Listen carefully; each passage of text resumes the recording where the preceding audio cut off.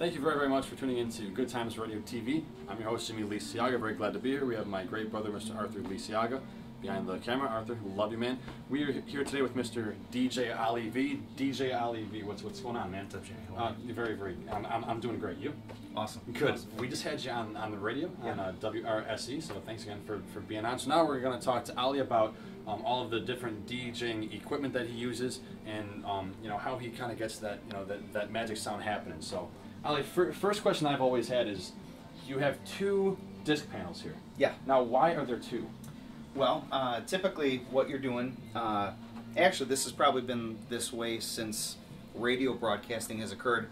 You have one song or one selection queued up while you're playing the other one. So you're basically getting one ready so that this way there's no dead air. Okay. You know, what happens with beat mixing is kind of like a little bit the step beyond that, where instead of having something ready to go when this one's done, it's basically overlapping this one. So as this song's coming out, you have this song coming in. So basically you're tailing off on one song, but you're coming into the other, so the songs are overlapping each other. So that's where kind of like the beat mixing comes into play, and that's why you need two of them. These basically right here are Technique 1200s. Techniques has been making turntables since probably like the late 70s through most recently. Actually in 2010 or early 2011, they just announced that they were going to stop making this turntable. But really? This exact model turntable that you see here has been the turntable that's been in production probably from about 1983 till about this past year. Yeah. So they just stopped making them. But the cool thing about the turntables, I have one that I purchased from the first year that I started DJing back in right around 85-ish or so, about 1985. That one of my buddies, I sold it to a friend of mine. One of my friends sold it to one of my best friends recently. The turntable's 25 years old and it still works. So they're bulletproof, they're made well, industry standards, but you know, most people that have come up that have been DJs for more than 5-10 years at some point probably have had or owned a set of turntables, and more than likely they were Technique 1200s and stuff. But yeah, having two of them basically is what you need, because you're playing two sources at the same time. It's kind of like having two iPods and having one song playing here and another song playing here, so you're kind of having them both, you know, kind of happening together. So that's basically what it is. Now, I also saw you playing a song on here, and then you were scratching with that one. Yeah. So can you also, I mean, you can also scratch with the other one then. Yeah. Well, come on over. I can show you what the equipment does a little bit here. Basically, I'll give you like a little quick breakdown of what some of the components are on the turntable. You have it set up so that you have a start and stop button. So you can actually, let me give you some volume so you can see what I'm doing. So I have the record playing here. That's a stop button as well as the start button. You have selectors for the 33 and 45. Back in the day, they used to have the small little tiny records. Those are called 45s because they spun at 45 rotations per minute instead of 33 and a third. Those are the two rotation speeds. Over here basically is a pitch control. And what this does is it'll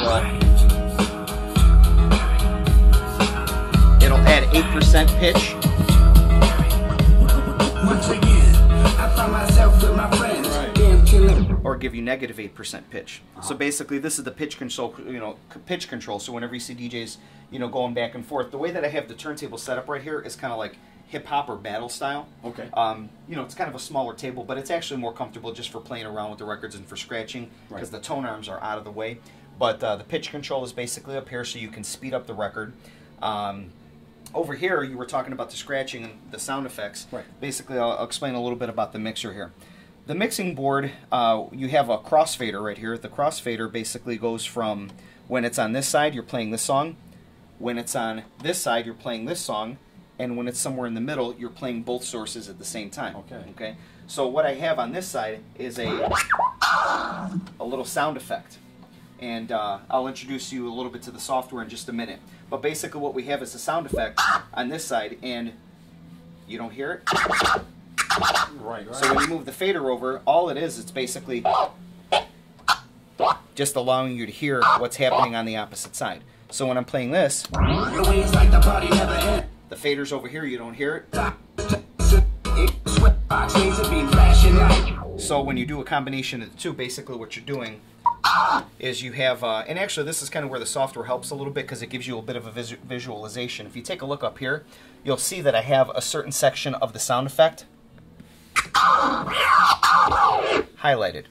So you know if you're basically working a range, and this is kind of where the software will help you visually picture what it is that you're doing. You kind of have like an area to work with. So for example, you know that when you're within, I have a little mark on the vinyl too, from here to about here, from about right here to right here, from about 3 o'clock to 5 o'clock, you have a certain range of motion that you can work within. So if you do, it's kind of like one of those things at first where people say, can you, what is it, pat your head and do the circles on your belly at the same time. It's kind of learning how to do that. Okay. Where if you just have a sound effect playing in the background, if you just move one hand back and forth, and then you take the fader,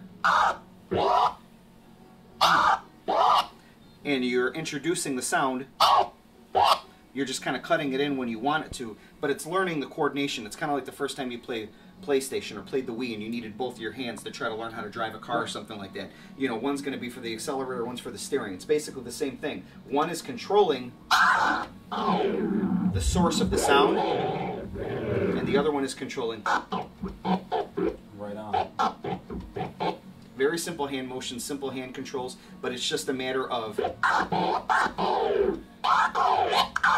getting the timing down to the point where you can kind of make a pattern or create a rhythm with your own style.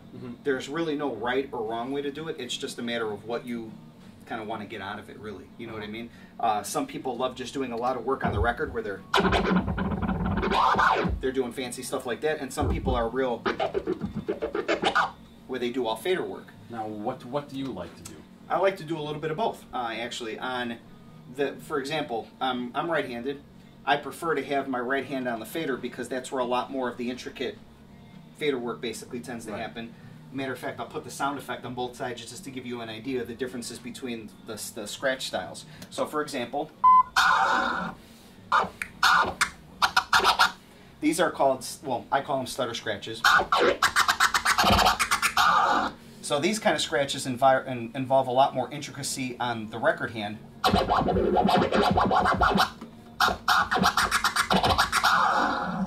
There's a scratch called a hiccup or a baby scratch, or a tear as some people call them.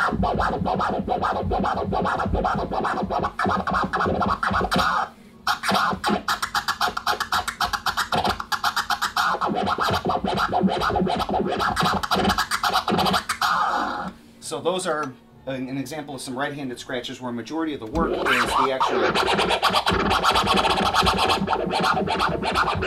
majority of the work is happening on the actual record. Whereas on this side, with again my particular scratch style, this is the side where you could do the work with a little bit on the record, but more so with the fader. Those are like transforming scratches. This is called a crab. So that basically is a scratch where it's actually kind of cool. Let me do the loop on this so you can kind of see what I'm doing. Cool. So the sound effect's just going to loop, but what you're doing with the scratch is you're going. So it's basically you're offering resistance with your thumb while you're. Then when you eventually learn how to do it, you're offering the resistance, gentle resistance with your thumb. And then when you can get the confidence enough with that, let me take this off the loop. You could basically do some patterns with it.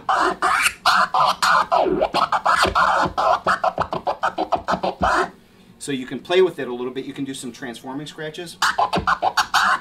You can do.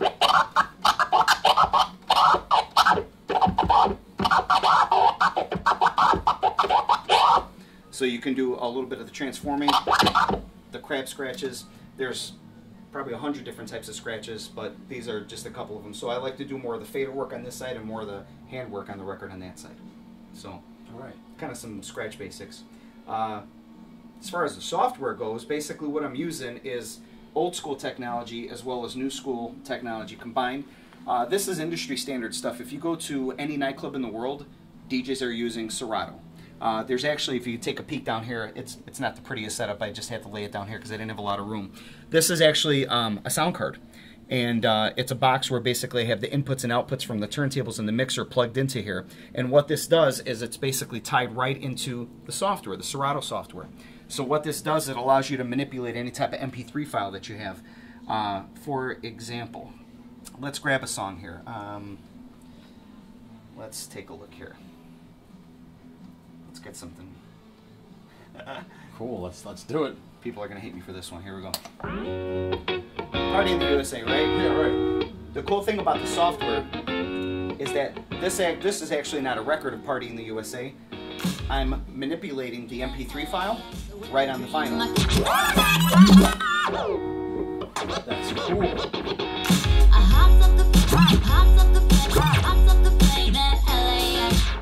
So what the software allows you to do, it just allows you to use this as a way that you can manipulate the MP3. All right. So it's not one of these systems where you basically just press a couple buttons and walk away and it auto plays itself. Even though it has some type of autoplay function, it won't auto mix the music for you.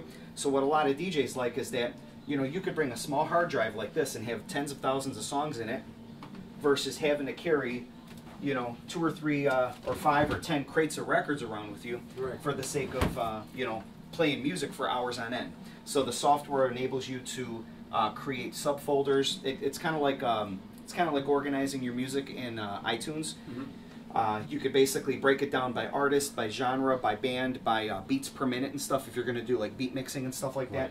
So, you know, it basically allows you to organize your library so that this way you kind of develop your own style and know which songs go better with other songs. Right. So the software basically helps condense a lot of that work so that you know, it saves you a lot of heavy lifting with you know, tons of bags of CDs or tons of crates of records and stuff. Everything's basically electronically. So that's the beauty of the Serato software in conjunction with the old school technology. So, all right. Yeah. Now tell me about these needles here.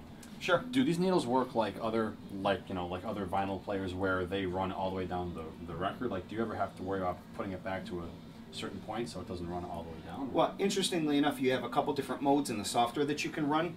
So if the song ever gets to the point where it plays toward the end of the record, it automatically switches over to what's called internal mode. So the music will keep playing, and then you can literally lift the song up. And here, matter of fact, I'll demonstrate it so that I'll show you what's going on here. So if you want to come over and take a look, the song's right at the very end.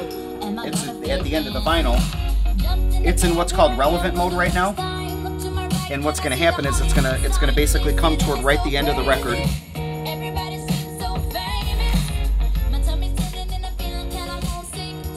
Let's see what it does here. It's going to happen in just a moment here. There it goes. So now it's switched over here to internal mode, but the music is still playing, right? Okay? So now watch what happens. The record's at the end. The needle's off. It's playing internally automatically. When I put it back to the beginning, it switches back to relevant mode. Right. So now... So if the needle wasn't on it, you couldn't be doing the... You couldn't... Correct. Okay. Correct. So there's kind of like a safeguard built in case you forget where it's at on the record. And that's one of the nice things about the relevant mode is that you could basically just put the needle where you want. When you drag and drop a song, it's going to start from that point, which is kind of cool. So you don't have to start the record from the beginning. You can do that, but that's called absolute mode, but not a lot of people do that. One of the cool things that you can do with the software, actually, which is kind of neat. Here, I'm just going to pick out a point here so I can show you.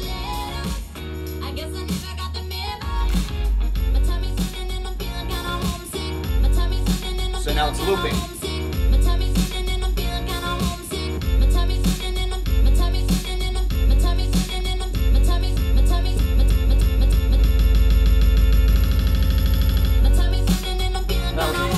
That was intense, Ollie. But you can do fun stuff like that when you're running Serato in relevant mode. So these are things that you could normally never do on a regular turntable. Right. So when you get really good at it, you can have some fun with it, and you can set up cue points at different points of the song, and you can actually trigger the cue points to go back and forth, almost like you're playing a keyboard or an organ or something like that, you know. So it's definitely a lot of fun, but the technology's helped the DJs to become more creative and to kind of personalize it some more. Yeah. You get 10 different DJs, they're going to have 10 different interpretations of how they would use the software, 10 different styles of the music that they would play, 10 different ways of the equipment that you could bring as well too. Because some people do it with CD players, some people do it with turntables. I do it on both back and forth. Some people do it with MIDI controllers, so sometimes all you'll see is basically a tiny controller, 2 little wheels, a bunch of buttons, and it's something you can almost fit in your back pocket, kind of like an iPad. And as a matter of fact, there's applications that you can get where you can do everything touchscreen based. So you could literally hook up an iPad to like your laptop or computer and do all the controls right from a little control pad instead of having this big layout. You know, Right. But I personally happen to be from a school of thought, if somebody's going to pay you a professional fee for a DJ to show up, if I just showed up with a laptop and a mixer and a speaker, I I almost kind of feel like I'm cheating my clients. You know what I mean? Right I on. still like to basically have some presentation and some showmanship with it. You know what I mean? So it's almost like saying you're a professional guitar player and you show up to perform, you open up your case and you pull out like a little ukulele or a little, you know, like one of those little Hawaiian guitars or something like that. Like, you're a professional guitarist and you have this little tiny piece of equipment. What's Right, going on? right. Just seems kind of awkward. So. Ollie, before we go, show us what you got, man. I mean, if you don't mind. Oh, sure. You know, matter of fact, here let's pick out a couple of fun songs for you. Something that you would you know, something that's a little bit more relevant here. So here, let's get a couple songs together for you. Here we go. Here's one, and here is another one. Let's do.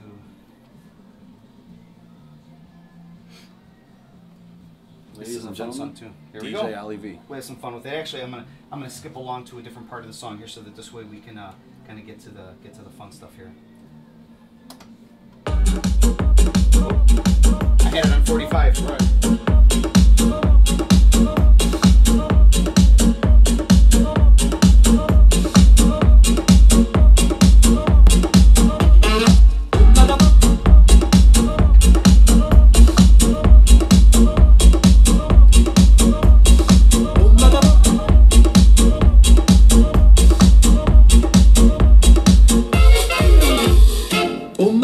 Picchita va bene, se tu la parla miezza americano, quando si fa l'amore sotto la luna, come te viene in capo di I love you.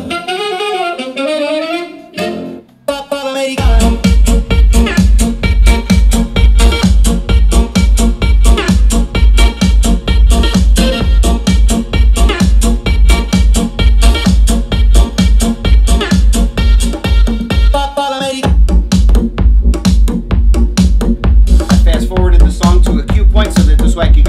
And I can mix in the other song.